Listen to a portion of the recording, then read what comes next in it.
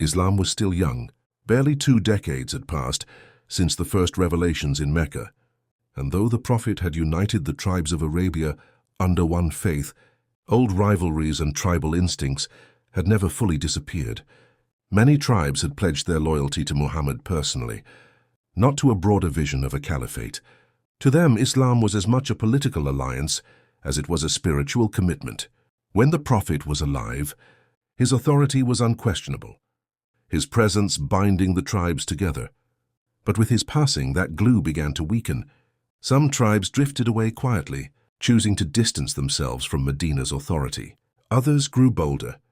They declared that while they still believed in God, they would no longer pay the zakat, the alms tax that supported the Muslim community. In their eyes, zakat was nothing more than tribute to Quraysh, a political obligation rather than a sacred duty. This refusal was not trivial. Zakat was more than charity. It was the economic lifeblood of the Ummah, the symbol of belonging to the Muslim community. To reject it was to challenge Medina's authority itself. And worse still, Arabia began to echo with new voices, men and women claiming to be prophets. In central Arabia, Tulayha ibn Khuwaylid gathered his warriors, proclaiming that revelation had come to him. In the fertile lands of Yamama, Musaylima declared himself the true successor to Muhammad, his following growing rapidly among the powerful Banu Hanifa tribe. Even a woman, Sajah bint al-Harith, proclaimed prophethood, rallying her people with bold promises and fiery speeches. These movements were more than religious heresies, they were political revolts. Each claimant to prophecy offered the tribes a chance to break free from Medina's rule, to reassert independence, to revive the old ways of fragmented Arabia. The Arabian Peninsula, so recently unified, now teetered on the brink of chaos. Would Islam collapse into dozens of rival kingdoms? Would the dream of unity die with Muhammad? All eyes turned to Medina and to the man who now bore the impossible task of holding the Ummah together, Abu Bakr as-Siddiq. In Najd, a land of deserts and proud warriors, Tulayha ibn Khuwaylid rose to prominence. A skilled fighter and a respected tribal leader, he declared that divine revelation had been granted to him. His charisma and reputation quickly drew the Banu Asad to his side, and neighboring tribes, always wary of Medina's growing influence, saw in him a chance to resist. Tulayha promised freedom from the authority of Quraysh, freedom from zakat, and the restoration of tribal independence. His movement was as political as it was religious. Further east, in the fertile and powerful region of Yamama, another figure grew even more dangerous, Musaylima of the Banu Hanifa. Unlike Tulayha, Musaylima commanded not just charisma but organization.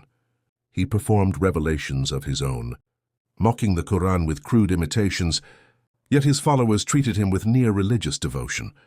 His tribe was one of the strongest in Arabia, well-armed and disciplined, giving him the military might to stand against Medina. To many, Musaylima was not just a false prophet. He was the leader of a rival state, a real threat to the fragile unity Abu Bakr was struggling to preserve. And then in the north came a voice few expected, Sajah bint al-Harith, a woman who claimed prophethood. She was eloquent, commanding, and bold. Her speeches carried the rhythm of prophecy, and tribes disillusioned with Medina found her words captivating. What made her movement even more striking was her ability to rally men to her cause, in a society where women rarely led in matters of war or politics. For a time, Sajah became a serious player in the contest for Arabia's soul. Eventually, her path crossed with Musaylima's, and the two joined forces, combining their claims of prophecy in an uneasy alliance. Across Arabia, these movements spread like wildfire.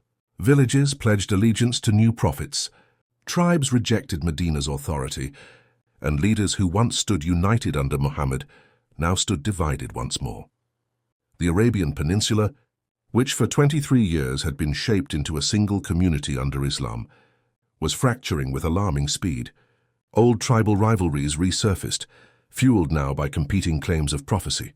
The question was no longer whether rebellion would spread, it was whether the new Caliph, Abu Bakr, could stop Arabia from unraveling entirely. When the crises began to multiply, the leadership question in Medina moved quickly from legitimacy to survival. Abu Bakr framed the problem in legal and institutional terms. Refusal to pay zakat was not merely an economic dispute, but a withdrawal of an obligation that defined membership of the community. Similarly, claims of new prophethood were treated as a direct challenge to the religious order established under the Prophet. From Abu Bakr's perspective, leaving these matters unaddressed would convert localized dissidents into a systemic collapse. Abu Bakr's policy combined legal principle with decisive coercion. He issued clear orders that those who withheld zakat or accepted false prophets must be treated as rebels. He rejected compromise that would recognize alternative centers of authority. The stated objective was limited and practical: restore fiscal obligations and political allegiance to Medina, so the nascent state could continue to function. Operationally, Abu Bakr moved fast to convert policy into action. He mobilized forces drawn from the Muhajirun and Ansar and raised troops from allied tribes still loyal to Medina. Command structures were clarified. Experienced military leaders were given independent commands to operate across different regions simultaneously. Khalid ibn al-Walid, noted for his tactical flexibility and speed, received a leading role in campaigns in Central Arabia. The other detachments were sent to confront uprisings in the Najd, the Yamama region, and along key tribal routes. The military strategy emphasized rapid, localized strikes rather than protracted sieges. Where possible, commanders isolated rebel concentrations, engaged enemy leaders, and used the capture or death of those leaders to collapse the organizational core of the movements. When a tribal faction surrendered, commanders often accepted returns to allegiance under negotiated terms that restored zakat payments and pledged political submission. Where resistance persisted, force was applied to remove the threat and to deter further rebellions. Administratively, Abu Bakr secured the capital and the lines of communication that sustained the campaigns.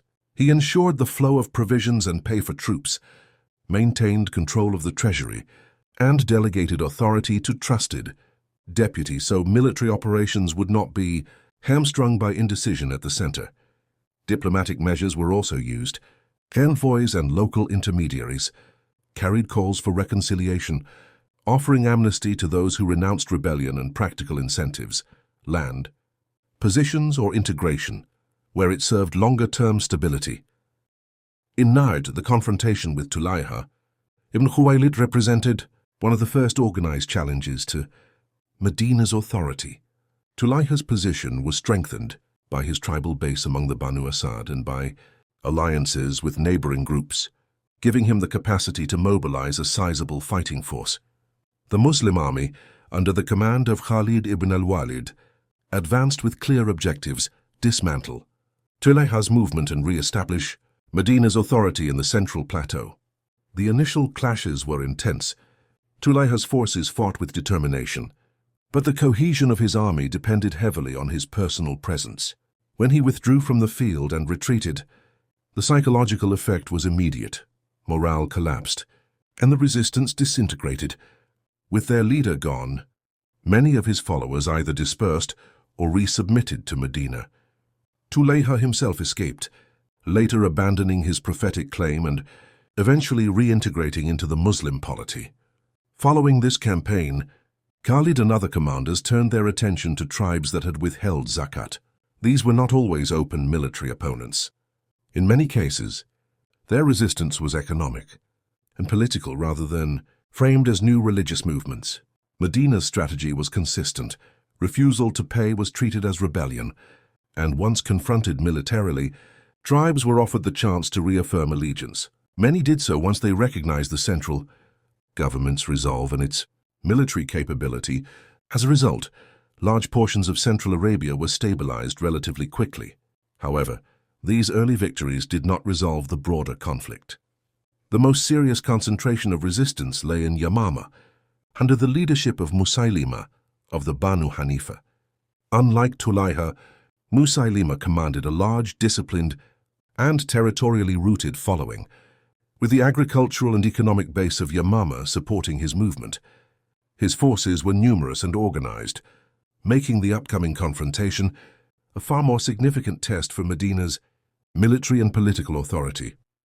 Musaylima established his base in Yamama, a region with agricultural resources and a strong tribal foundation. His forces are reported in the early sources as numbering in the tens of thousands.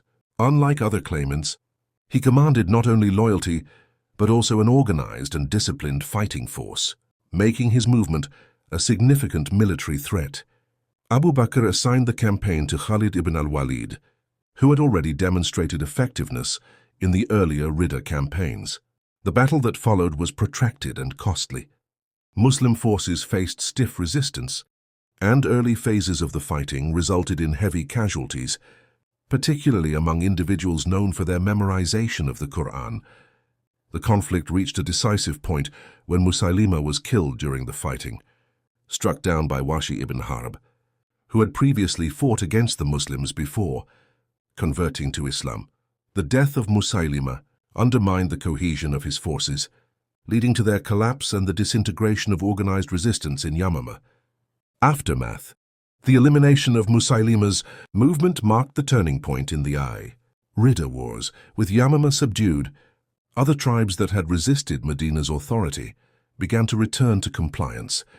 Zakat payments were re-established, and political allegiance to the caliphate was reaffirmed. By the conclusion of the campaigns, the Arabian Peninsula was once again under unified control. One significant consequence of the battle was the loss of a large number of Qur'an reciters in combat. This event prompted Abu Bakr, upon the advice of senior companions, to initiate the process of compiling the Qur'an into a single written collection to ensure its preservation. Legacy. The Ridda Wars consolidated Abu Bakr's authority as the first Caliph and preserved the political and religious cohesion of the Muslim community. What had begun as localized rebellions and rival prophetic movements was transformed into a reaffirmed structure of centralized governance based in Medina. This stabilization provided the necessary foundation for subsequent external campaigns. Within a short time after the conclusion of the Ridda Wars, Muslim forces began advancing into Iraq and Syria, marking the beginning of the Islamic conquests beyond Arabia.